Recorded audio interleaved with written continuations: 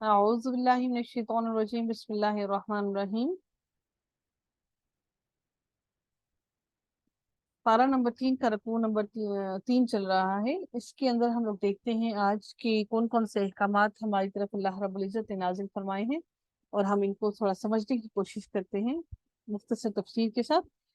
देखते हैं कि अल्लाह ताला ने पहली आयत के अंदर पारा नंबर 3 के पहले तीसरे रकू की पहली आयत में क्या इरशाद फरमाया, अलम तरा इलल लज़ी हाज्जा इब्राहीम फी रब्बिही अन आताहु अल्लाहुल मुल्क। अब अल्लाह रब्बुल इज्जत इरशाद फरमा रही है यहाँ पर हजरत इब्राहीम अलैहिस्सलाम के बारे में, कि अल्लाह ताला फरमा रही है कि क्या तुमने उस शख्स की तरफ नहीं देखा जो कि हुज्जत कर रहा था, झगड़ रहा था हजरत इब्राहीम अलैहिस्सलाम से उनके रब के बारे में। नमरूद जो बादशाह था वो हजरत इब्राहीम अलैहिस्सलाम के वक्त में था, और उसने हजरत इब्राहीम अलैहिस्सलाम को बड़ी तकलीफें पहुंचाई थी, और हजरत इब्राहीम अलैहिस्सलाम अपने वक्त में पूरे रुए अर्ज पर वाहिद मुसलमान थे, और उनके साथ उनकी बीवी हजरत सारा अलैहिस्सलाम, ये दो लोग थे जो कि पूरे जमीन पर सिर्फ दो मुसलमान बाकी थे।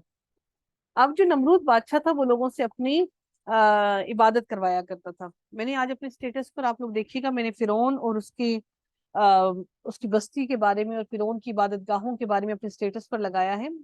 आप उसको लाजमी चेक कीजिएगा कि देखिएगा कि वो फिरौन किस तरह से अपनी इबादत करवाया करता था।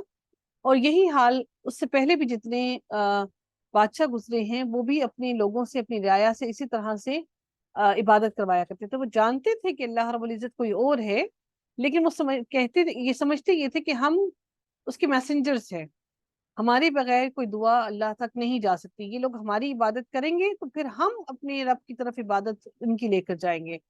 We will be the messengers and we will be the mid party, ठीक है, टू कन्वे द मैसेज, कि हमारे बगैर आपका मैसेज जा ही नहीं सकता। तो यही मामला नमरूद का भी था, उसने भी ऐसे ही किया, क्योंकि हम लोगों ने जो अहद अलस हम सब लोगों ने कर रखा है, हम में से हर कोई जानता है कि अल्लाह रब्बुल इज्जत है, वो वाहिद है, और हमने उसकी इबादत करनी है। तो इसलिए हम में से हर इंसान, चाहे वो कोई भी हो, जितना भी कुफ्र करने वाला हो, उसके दिल में कहीं ना कहीं अल्लाह ताला के लिए अल्लाह ताला का तसव्वुर मौजूद है। तो नमरूद ने भी ऐसे ही किया। नमरूद ने क्या किया कि वो हजरत इब्राहिम अलैहिस्सलाम से झगड़ रहा था इस बारे में कि तुम कौन से रब की बातें करते हो, उस रब, मुझे तो बादशाहत मिली हुई है, और मुझे तो अगर तुम्हारा रब है तो उसने मुझे अगर बादशाहत दे दी है। तो उसने कहा कि और फिर हजरत इब्राहिम अलैहिस्सलाम फरमाते हैं कि सारी की सारी बादशाहत किसकी तरफ है, अल्लाह रब्बुल इज्जत की तरफ है। और फिर हजरत इब्राहिम अलैहिस्सलाम ने क्या फरमाया कि मेरा वो रब है जो कि जिंदगी भी देता है और मौत भी देता है। और नमरूद ने उनके जवाब में क्या कहा, क़ाला अना उह्यी व उमीतु, मैं भी जिंदगी देने पर कादिर हूँ और मैं भी मौत देने पर कादिर हूँ। उसने क्या किया कि एक वो शख्स जिसको सजाए मौत का हुक्म दिया गया था उसको उसने बख्श दिया, और जिसको रिहा करने का हुक्म था उसको उसने मौत दे दी, उसको उसने सजाए मौत दे दी। तो उसने कहा देखो, मैं भी जिंदगी देने पर कादिर हूँ और मैं भी कत्ल करने मारने पर कादिर हूँ, मुझे भी अल्लाह, मेरे पास भी ये ताकत है। तो तुम्हारा अगर रब है तो फिर वो कौन सा ऐसा रब है, कौन सी ऐसी नई बात कर रहा है जो मैं नहीं कर सकता। तो हजरत इब्राहिम अलैहिस्सलाम ने फरमाया, क़ाला इब्राहिम, इब्राहिम अलैहिस्सलाम ने फरमाया, फ़इन्नल्लाह याती बिश्शम्सि मिनल मशरिक़ी, मेरा रब वो रब है जो सूरज को मशरिक से लेकर आता है, फ़अती बिहा मिनल मग़रिबी, अगर तू रब है तो फिर तू इस सूरज को ले आ, कहाँ से, मगरिब से। तो जब उसने ये बात सुनी, फ़बुहितल्लज़ी कफ़र वल्लाहु ला यहदिल क़ौमज़ ज़ालिमीन, जैसे ही उस शख्स ने ये बात सुनी, किसने, नमरूद ने ये बात सुनी, तो उसके औसान खता से हो गए कि अब वो लाजवाब हो गया।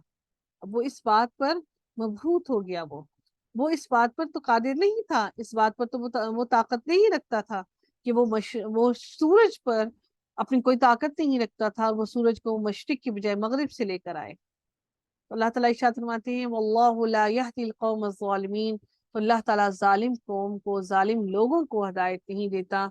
जालिम लोगों से क्या मुराद है, वो लोग जो अल्लाह ताला की नाफरमानी करने वाले हैं, वो लोग जो अल्लाह ताला की नहीं सुनने वाले हैं, जो अल्लाह ताला की हदायत पर नहीं चलने वाले हैं, वो सारे के सारे लोग जालिम हैं। हमने पिछली आयतों में पढ़ा कि अल्लाह ताला ने, अगर अल्लाह ताला चाहता तो सबके सबको एक ही रास्ते पर डाल देता और उनको तफरके में ना डालता, और अल्लाह ताला चाहता तो तो हमारे बीच में ये तफरका और लड़ाइयाँ खत्म ही हो जाती। لیکن اللہ تعالیٰ نے ایسا نہیں کیا. کیوں؟ کیونکہ اللہ تعالیٰ نے واضح کر دیا، واضح کر کے ہمارے سامنے ہدایت کو گمراہی سے واضح کر کے بیان کر دیا، اور اب ہم پر چھوڑ دیا کہ ہم گمراہی کا راستہ اپناتے ہیں یا ہم لوگ سیدھے راستے پر چلتے ہیں. تو ہم میں سے وہ سارے لوگ جو گمراہی پر چلنے والے ہیں، گمراہی کو اپنے اور اپنا پیروکار بنانے والے ہیں شیاطین کو، تو وہ سارے کے سارے گمراہ ہیں اور وہ سب کے سب ظالم ہیں. اب یہاں پر ایک بات ہو گئی مکمل کس کی؟ زندگی اور موت کے بارے میں. اب اگلی بات ہو رہی ہے پھر سے اللہ تعالیٰ زندگی اور موت کے بارے میں بیان فرما رہی ہیں. او کالذی مر علی قریۃ وہی خاویۃ علی عروشها. اس کے بارے میں مختلف رائے ہیں. کچھ کہتے ہیں کہ کوئی ایک شخص تھا جو کہ ایک بستی سے گزر رہا تھا، اور کچھ کہتے ہیں کہ زیادہ تر کی یہ رائے ہے کہ وہ حضرت عزیر علیہ السلام تھے، کہ وہ جب ایک بستی سے گزر رہے تھے اور وہ پوری پوری بستی ملیامیٹ ہو چکی تھی، اور وہ بڑی اونچی ان کی وہ بستی تھی ٹھیک ٹھاک، اور ان کی ساری چھتیں جو ہیں وہ ان کی زمینوں کے ساتھ ملی ہوئی تھی. اعلی عروشها، ان کی چھتیں ان کی زمینوں کے ساتھ ملی ہوئی تھی. تو جب وہ وہاں سے ان کا گزر ہوا تو انہوں نے جب ان کو دیکھا تو اللہ تعالیٰ انہوں نے دل میں یہ سوچا کہ اللہ تعالیٰ اس پوری کی پوری نیست و نابود بستی کو کس طرح سے دوبارہ زندہ کرے گا، کیسے اٹھا لے گا واپس. قال ان یحیی هذه اللہ بعد موتها. تو انہوں نے کیا کہا؟ انہوں نے حضرت عزیر علیہ السلام نے کہ اللہ تعالیٰ کس طرح سے اس ساری کی ساری بستی کو دوبارہ سے زندگی عطا کرے گا، کس طرح سے ان کو جلا اٹھائے گا، زندگی بخشے گا. جلا اٹھنا زندگی بخشنا ہے جی، جلا نہیں ہے، یہ جلا ہے، جیم کے نیچے زیر ہے، ٹھیک ہے. کیونکہ اکثر اوقات اسٹوڈنٹس اس کو جلا پڑ جاتے ہیں، یہ وہ جلا نہیں ہے، جلا اٹھنا، یا پھر آپ اس کو زندگی ہی پڑھ لیجئے گا کہ اللہ تعالیٰ کس طرح سے اس پوری بستی کو زندگی عطا فرمائے گا. تو پھر اللہ تعالیٰ نے کیا کیا کہ ان پر موت طاری کر دی حضرت عزیر علیہ السلام پر. جو زیادہ روایات آتی ہیں کہ وہ حضرت عزیر علیہ السلام کے بارے میں آتی ہیں، تو اللہ تعالیٰ نے ان پر موت طاری کر دی اور وہ مر گئے. تو اللہ رب العزت نے جب ان کو موت طاری کی اور پھر ان کی کروٹیں بھی بدلتی رہیں. سبحان اللہ. یہ نہیں کہ وہ ایک ہی جگہ پر پڑے رہے، اور موت بھی ایسی طاری کی کہ وہ 100 سال تک وہاں پر پڑے رہے، اور ان کی کروٹیں بھی بدلتی رہیں، اور وہ موت کی حالت میں ہی رہے. اور سب سے اہم بات کیا کہ اللہ تعالیٰ نے، اللہ رب العزت نے ان کے سامنے کس چیز کو خراب نہیں کیا؟ جو بے جان تھی، non living thing which cannot move. There was not preservatives in that. ٹھیک ہے نا. وہ ساری کی ساری چیزیں، ان کا کھانا ویسے ہی، ان کا پانی کا ویسے ہی پڑا ہوا، وہ چیزیں خراب نہیں ہوئی. لیکن وہ جو گدھا جو ان کے ساتھ تھا، وہ گدھا وہاں پر ختم ہو گیا، وہ مر گیا، وہیں کا وہیں مر گیا. یہ اللہ تعالیٰ نے ایک جاندار چیز کو، جو لیونگ تھنگ تھی، وہ اللہ تعالیٰ نے اس کو موت دے دی. حالانکہ وہ اس چیز پر قدرت رکھتا تھا کہ وہ وہاں سے نکل کر باہر جاتا، کھاتا پیتا چرتا پھرتا، وہ وہاں سے غائب بھی ہو سکتا تھا. لیکن اللہ رب العزت نے ایک معجزہ دکھانا تھا حضرت عزیر علیہ السلام کو کہ دیکھو کس طرح سے میں نے تمہارے سامنے، تمہاری آنکھوں کے سامنے تمہارے ہی گدھے کو مار دیا، جو کہ اس چیز پر قدرت رکھتا تھا کہ وہ وہاں سے جا سکتا تھا، وہ باہر کھا پی سکتا تھا، اپنی زندگی گزار سکتا تھا. لیکن اللہ تعالیٰ نے وہیں پر اس گدھے کو موت دے دی اور مر گیا، اور وہ ہڈیاں بن گیا، اس کی ہڈیاں بھی بوسیدہ ہو گئیں. تو پھر اللہ رب العزت نے 100 سال کے بعد حضرت عزیر علیہ السلام کو زندگی واپس بخشی، وہ دوبارہ ان کو زندہ کیا اللہ رب العزت نے. اور پھر اللہ تعالیٰ نے ان سے پوچھا کہ تم کتنا عرصہ تک یہاں پر ٹھہرے رہے؟ تو جب وہ اٹھے تو ان کو ایسا محسوس ہوا، انہوں نے کہا کہ شاید دن کا کچھ حصہ، شاید میں ایک دن ٹھہرا، یا پھر شاید دن کا کچھ حصہ. کیوں؟ کیونکہ وہ صبح کے وقت وہاں پر سوئے تھے، اور جب انہوں نے آنکھ کھولی تو کوئی شام کا وقت ہو رہا تھا. تو ان کو لگا کہ شاید میں دن کا، اگر میں پورا ایک دن بھی نہیں ٹھہرا تو شاید میں دن کا کچھ حصہ یہاں پر ٹھہرا رہا ہوں. تو اللہ رب العزت نے ان کو کیا جواب دیا؟ قال بل لبثت مئۃ عام. تم یہاں پر ٹھہرے رہے کتنا عرصہ؟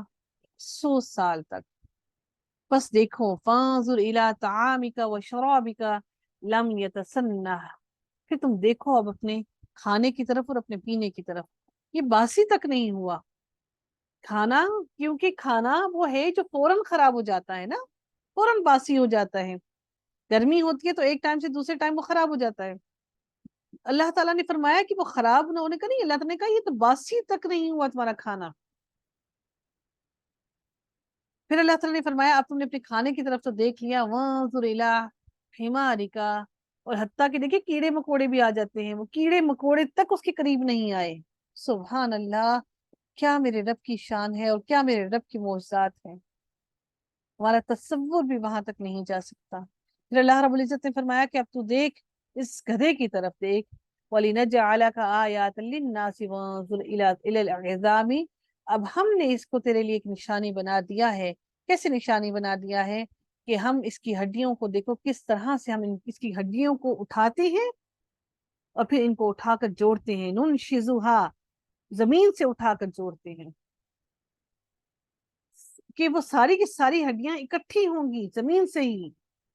ایسا نہیں کہ اللہ تعالیٰ نے پھر سے یک دم سے ہی بس گدا، اللہ نے تو حکم دیا تو گدا فوراً کا فوراً بن گیا، لیکن نہیں، اللہ رب العزت نے فرمایا نُنشِزُهَا، کہ ہم کس طرح سے ان کو اٹھا کر واپس اکٹھا کرتے ہیں.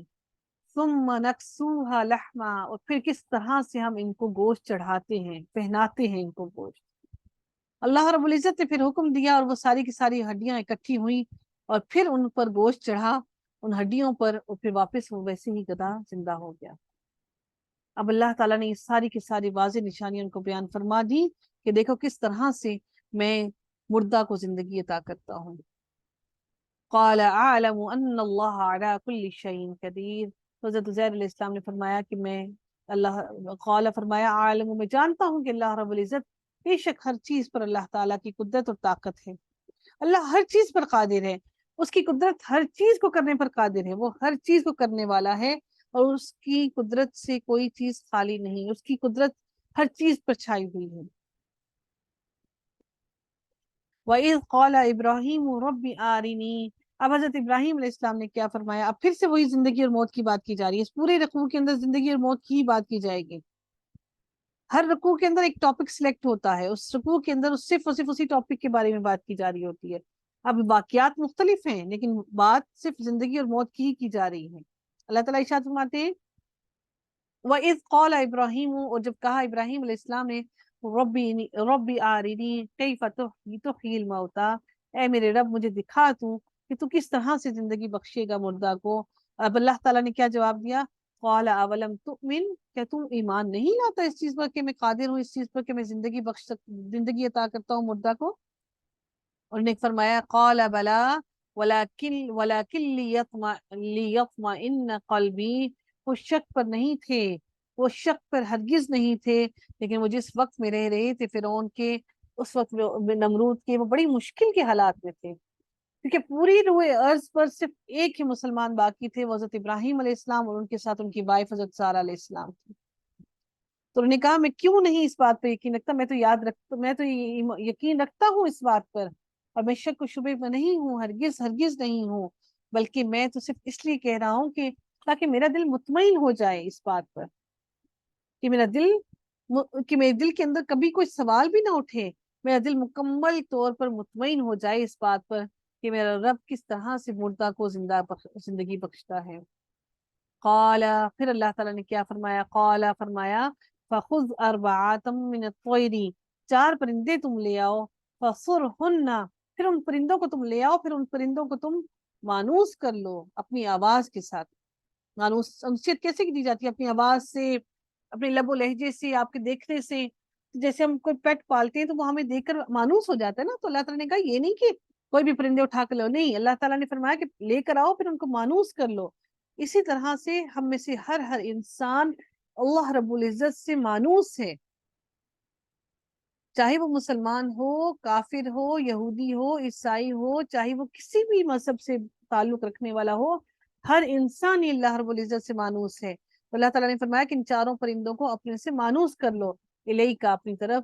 ثم جعل علی کل شیء کل جبل، پھر تم کیا کرو کہ ان ساروں کے کاٹ کے ان کے ٹکڑے ٹکڑے کر کے منہن جزءا، ایک ایک جز، ایک ایک حصہ ان کے جسم کا رکھ دو. کہاں پر؟ علی کل جبل، ہر الگ الگ پہاڑوں کے چوٹیوں پر، حصوں پر.